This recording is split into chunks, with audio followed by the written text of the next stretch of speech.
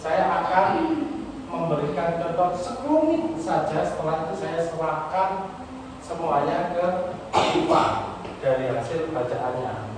Oke, sampai sudah tahu menteri yang sangat fenomenal pada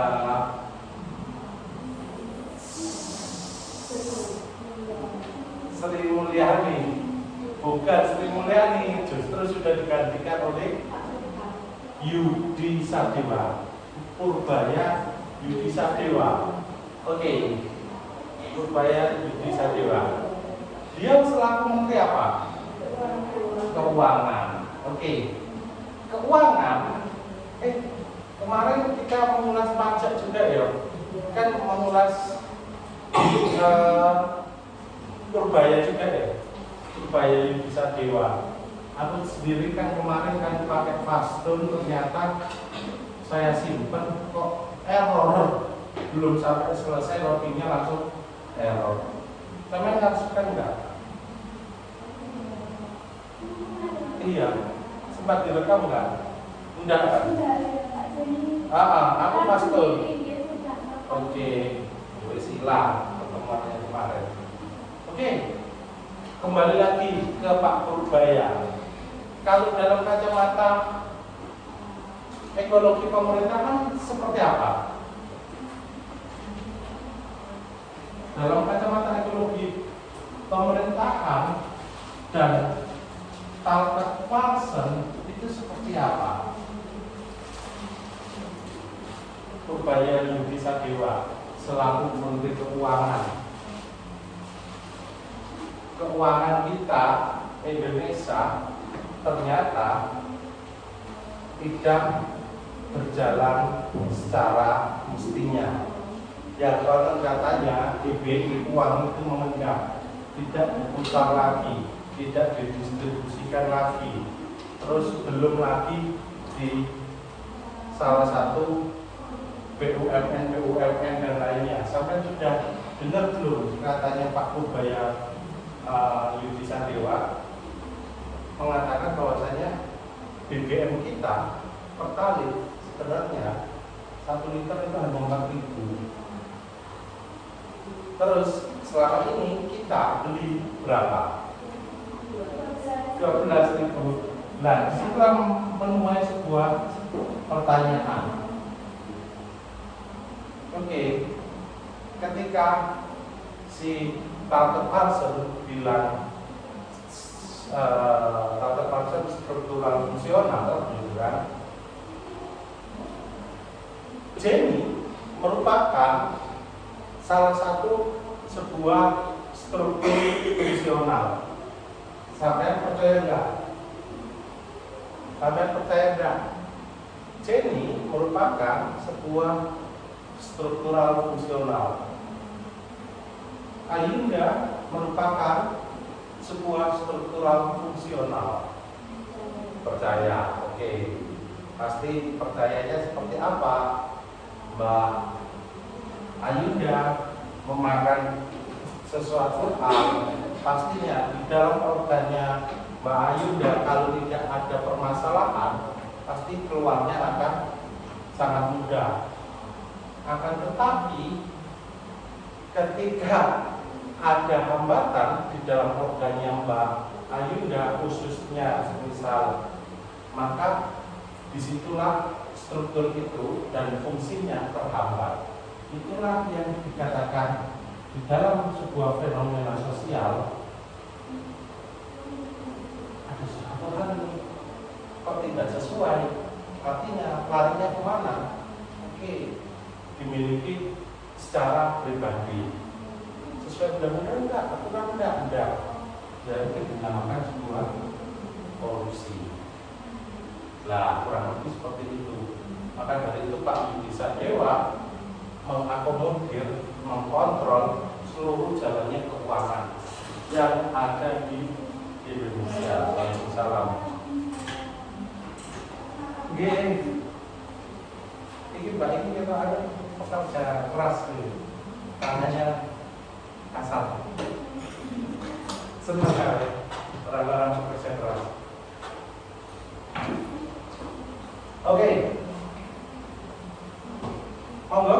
waktu dan tempat saya persilakan dari hasil bacaan yang sudah dibaca oleh Mbak Iva. Nanti bagi yang kurang jelas silahkan diulas lebih dalam. Ayo Mbak Iva, duduk sini. Hah? Sama Valen? Iya, duduk sini. Atau berdiri? Berdua, duduk. Iya, dibuat senyaman mungkin. Apa?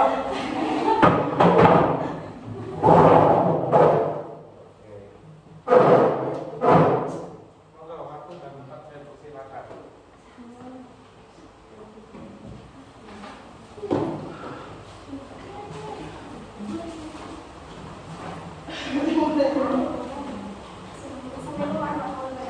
Waalaikumsalam warahmatullahi wabarakatuh.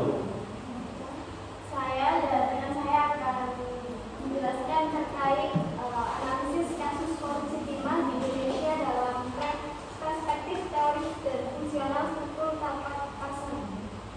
Dengan latar belakang ini, dalam kasus korupsi timah terjadi di wilayah izin usaha pertambangan PT Timah Tbk di Bangka, Bangka Belitung dari 2012 hingga 2022, melibatkan pelaku utama seperti Harvey Moy sebagai perwakilan PT Revin Bangka serta sebagai direktur utama PT. Kemudian ada Reza Adriansa sebagai direktur pengembangan SDT dan Helma Dimas sebagai pemilik PT Quantum Security. Modus operandi utamanya adalah penambangan timah ilegal yang disamarkan sebagai sewa alat berat, pembayaran biji timah ke mitra, serta pengumpulan dana CSR melalui money changer.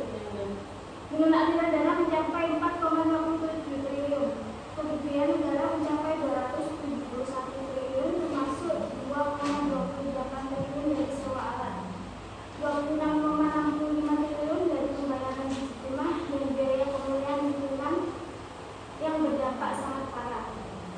Selanjutnya teori fungsionalisme struktural Talcott Parsons memandang masyarakat sebagai sistem sosial yang terdiri dari berbagai bagian yang saling bergantung, yang berfungsi menjaga stabilitas dan keteraturan sosial. Setiap bagian menjalankan peran dalam 4 subsistem utama, yaitu A.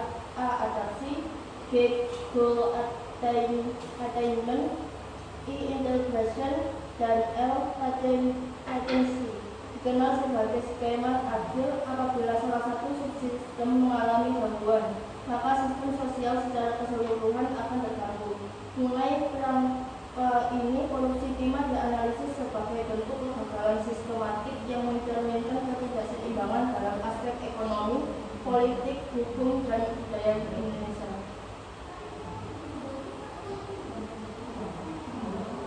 Analisis sisi adaptasi akan disebut ekonomi. Dalam teori Parsons, subsistem adaptasi berperan dalam menyesuaikan sistem sosial terhadap kebutuhan lingkungan melalui pengelolaan sumber daya ekonomi. Korupsi timah menunjukkan kegagalan besar dalam fungsi adaptasi karena eksploitasi sumber daya dilakukan tanpa prinsip berkelanjutan. Penambang ilegal mengakibatkan kerugian ekonomi sebesar 271 triliun, deforestasi besar-besaran serta rusaknya 5.270 hektar terumbu karang. Skema aliran dana melalui PT QSI menjadi bentuk adaptasi penyimpang yang justru memperburuk ketidakseimbangan ekonomi dan sosial di masyarakat Bangka Belitung. Selanjutnya analisis subsistem goal attainment atau politik. Subsistem ini berfungsi menentukan dan mencapai tujuan politik melalui kekuasaan dan kebijakan politik. Dalam kasus korupsi timah, fungsi ini tidak berjalan karena kekuasaan digunakan untuk kepentingan pribadi. Kolusi antara pejabat PT Timah dan pelaku usaha memperlihatkan penyimpangan otoritas politik yang seharusnya melindungi sumber daya nasional. Aliran dana korupsi mencapai 4,5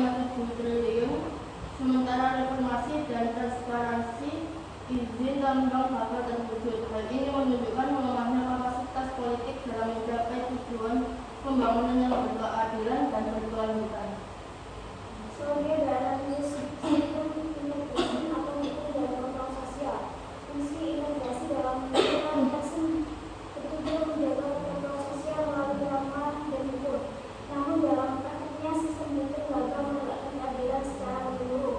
Hukuman terhadap kriminalis dan beberapa pihak lainnya menjerat, terutama yang juga sebagai pemilik sebenarnya dan jaringan tambang ilegal. Ketimbangan penegakan hukum ini menimbulkan ketidakpercayaan publik, melemahkan kontrol sosial, serta memperluas dampak sosial yang ada konflik masyarakat dan kerusakan lingkungan yang tertangani. Analisis subsistem latensi budaya dan keluarga. Subsistem latensi berfungsi melestarikan nilai dan norma sosial melalui proses sosialisasi dalam keluarga, pendidikan dan budaya. Produksi timah mengakibatkan rusaknya nilai-nilai lokal dan melemahkan solidaritas masyarakat Bangka Belitung. Hilangnya ruang hidup tradisional, meningkatkan kematian anak akibat lubang tambang, serta hasilnya ekosistem laut menunjukkan disfungsi budaya dan sosial. Peristiwa ini mengganggu pewarisan nilai-nilai moral, tanggung jawab lingkungan, dan kesadaran kolektif terhadap pentingnya keberlanjutan.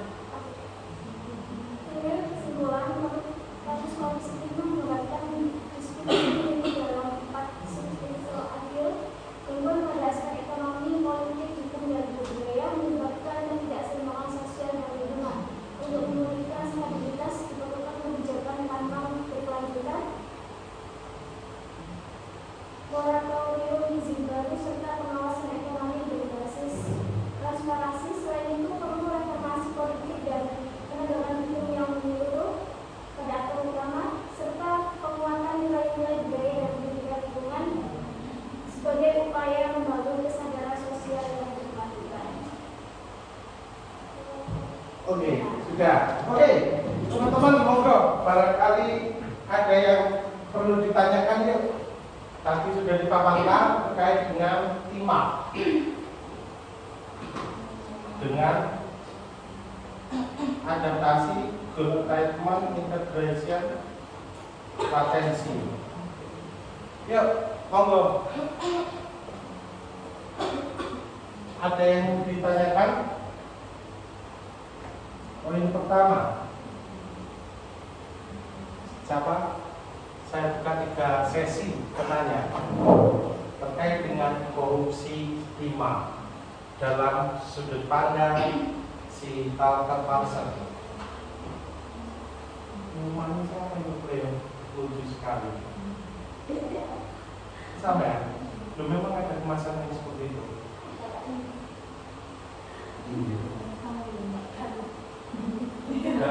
Mini galon berapa segitu?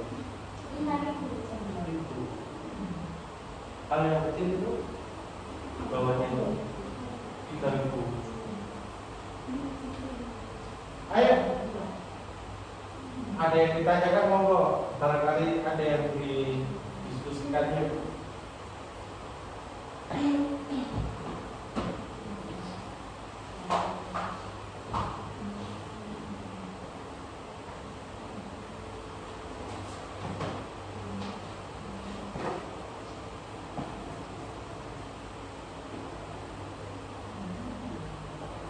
Baik, ya, barangkali ada yang ditanyakan. Belum? Mbak Sena? Silakan Pak sedikit mungkin anak-anak industri untuk pertanyaan. Apa? Ulas kembali sedikit. Oh iya, ya monggo. Bapak. Oh, aku 15. Oke.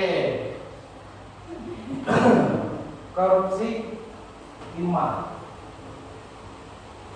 Korupsi timah itu dilakukan oleh siapa saja? Aktivis. Kemudian ada Reza. Reza,